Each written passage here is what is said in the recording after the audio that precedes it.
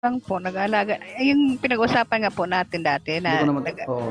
na nag-aalaga lang ako ng apo. Di ba sabi mo Mm. sa akin, pag ready ka Ay, na oo, ano, natatandaan na kita. oh, di Tapos ba? yung, Tatawag ano lang ako nangyari? sa'yo. Ano pumipigil sa'yo? Ba't ayaw mo mag-take action?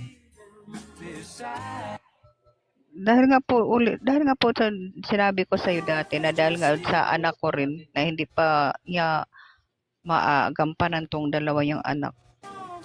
So, kailan ka magigising?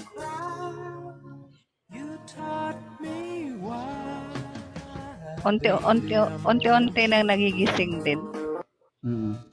Tandaan mo, pag dumating yung 65, 70 years old mo, pag buhay ka pa, di bali kung patay ka na, di mo na mararamdaman. Pero, there's a lot of people,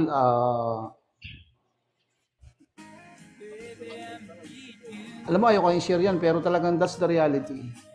Walang iba pinakamasakit na nararamdaman yung kailangan